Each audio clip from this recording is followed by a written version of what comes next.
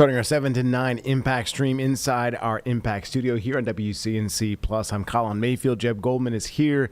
We've got a special guest here, Tom Mayo, who's in charge of the league's cup, previewing Charlotte FC's match against FC Juarez and what fans should expect. Jeb, you're the MLS guy amongst the two of us. I'll let you take over here.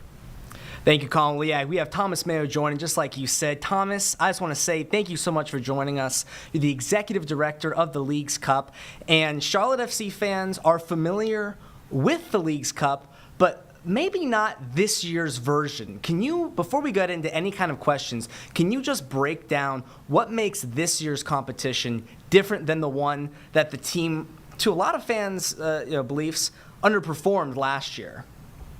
Okay, thanks for having me on, and good evening. Look, the tournament this year, slight revamp. What we've done is we focused in on the rivalry, the MLS versus Liga MX, the soccer league from Mexico and the soccer league from the USA. We focused in on that, and we said, okay, 93% of games, all Phase 1 games, up to and including the quarterfinals, will all be able to get those two leagues head to head. So that's what's new this year. That's fantastic. I mean, I grew up as an MLS fan. Ever since I was 5 years old, I was watching San Jose Quakes games at the Buckshot Stadium, and there was always the question among my friends and I, which league was better. We had a lot of Chivas fans growing up. Chivas USA was a thing down in Los Angeles, so there was always that rivalry as well. So now being able to see it in this new form, where essentially you have dozens of matchups between both leagues, I think everyone's interested in.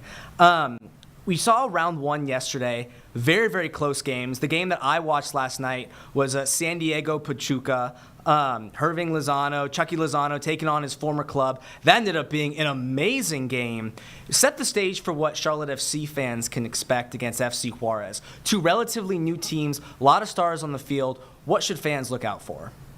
Look, it's an electric 90 minutes because we don't go to extra time. It culminates in penalties. So if it's a draw, it's going to go to penalties. And so that made our opening night, you would have seen the PKs that were happening, and it was all on the line. That can happen as well if it goes to a draw. So an exciting opening night. Each team is going to be wanting to take away as many points as possible because this Phase 3, they've got 3 matchups, like you said. So take away as many points as you can. If you can't do it in regular time, you've got to take them home in PKs. Absolutely, and we saw some excellent penalty shootouts, to your point, last night. Some MLS clubs really showing, that is where they. But I think that what at least me as an MLS fan, that I was the most interested in is no MLS club took all 3 points yesterday. It was in penalties. It was after regulation. They were able to kind of take the better than a draw. Can Charlotte reverse the course? What do you think Charlotte needs to do to defeat FC Juarez?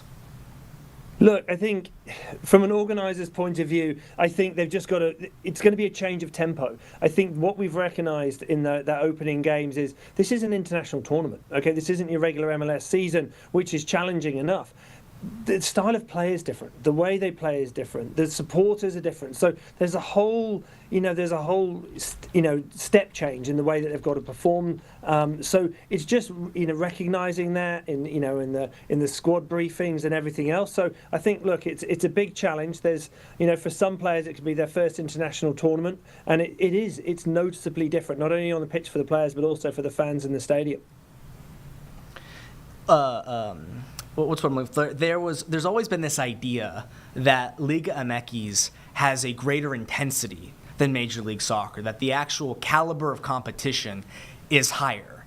And some games, I think the Houston Dynamo would probably agree with that after their round one. But MLS has grown significantly. They've had success in the CONCACAF Champions League. They've had some success. They looked all right during the FIFA Club World Cup, which we hosted some games here in Charlotte. Do you think that's still true, that the intensity in Liga MX is that much greater, or has MLS really rose to the challenge thus far, but last year and this year? Look, I think last night we saw that everyone rose to the challenge. Everyone was there. Look at the emotion that was on the field. I mean, it was really intense. So look, MLS in its 30th year, it's come on so much. It's grown so quick in this global game. But the intensity was there for both teams last year. So you can't say one is more than the other, because I tell you what, that was a true international tournament yesterday. It was incredible to watch. And I think a lot of fans here in Charlotte, myself included, aren't as familiar with Liga MX. The games are not as easy to watch in the United States. Sometimes we'll have them on FS1, but we don't get to see as much of the league as we'd like. Who are some of the star players that we can expect between FC Juarez, Monterrey, when Chivas come? What are some of the big names that you think fans should be keeping an eye out and Charlotte FC should be keeping in their back pocket? Yeah, I think, look, the rosters are going to be announced. The rosters have been announced, but obviously the coaches are going to be announcing their lineups as well. I think Sergio Canales is quite an interesting one for Monterrey. We saw that come through in the All-Star game. So you've got, one of the greats of European soccer's come over to Monterrey, and that's going to be in your third game. So look, let's stand by, wait to see whether the coaches are calling up. But yeah, you're going to have it's going to be challenging. They've got some incredible teams to play against. Yeah, I know we're all very excited here in Charlotte. Speaking of Spaniards crossing the pond and doing great work here in CONCACAF, we have Pep Biel, who has been on a tear despite an MLS All-Star snub. I believe he is in the MVP running. I personally have a little bit of a bias. What do you think Pep Biel needs to do to combine with Inan Toklamati and Wilfred Zaha to make Charlotte, the most dangerous team on the field for their match tomorrow? I think what's important is that they need to study the opposition, right? They need to look at the opposition. They need to play the prior reels. They need to do their homework, because you'll see the different style of play that comes out. And so I think also with the temperatures and with the field conditions, I think everybody's got to start to understand the opposition, because it's not like regular MLS season where they've played them before and it's consecutive histories. This is new. This is new rivalries, and I think that's what's going to make it a big challenge. All right, and this is a question for me personally, but I am very curious. Outside of Charlotte FC, we know all three matches that we're guaranteed will all be fantastic. What are some other matchups that you see in this first round? I know Inter Miami have a great one today where they're going to be hopefully introducing Rodrigo De Paul, fingers crossed, another all-star potentially in the league. What are some matches that you as the director are hoping that folks are tuning into when they kick off? Look, we're spoilt for choice. I mean, 54 matches across this phase one, whether it's from California all the way through to New York. I mean, you've got some great games. You've got Red Bull Chivas kicking off tomorrow night. You've got Cruz Azul versus LA Galaxy on the weekend. You've got San Diego Tigres. You've got, it's just back to back. And then you've got your three games against Juarez, Chivas, and closing it out with Monterrey. So, look, it's just non-stop action for the next 10 days. So if you can't buy a ticket, tune in on MLS Season Pass or find one of our linear partners. It'd be great. Absolutely. I mean, I think I speak for all soccer fans in the United States when I say we are very excited for this revamped tournament, and even more excited for us here in Charlotte to be a part of it. An absolute blessing, and cannot wait to see how we stack up against some of the best. Tom, before I let you go, is there anything you think the fans or folks here in Charlotte should know before tuning in tomorrow night?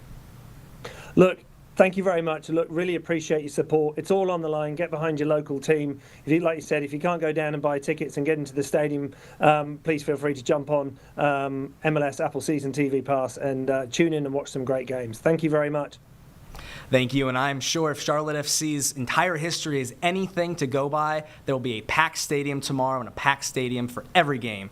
Tom, thank you so much. We're looking forward to hearing more from you and more about the tournament as it goes on. Hopefully a late run. And when we get you on next year, it'll be Charlotte FC on your background. Thank you very much. See you then. Have a good one. All right, very exciting stuff. Very exciting. Cannot wait to see what Charlotte brings. I'll send it over to my anchor, Colin Mayfield, for the rest of the news. Man, look at you.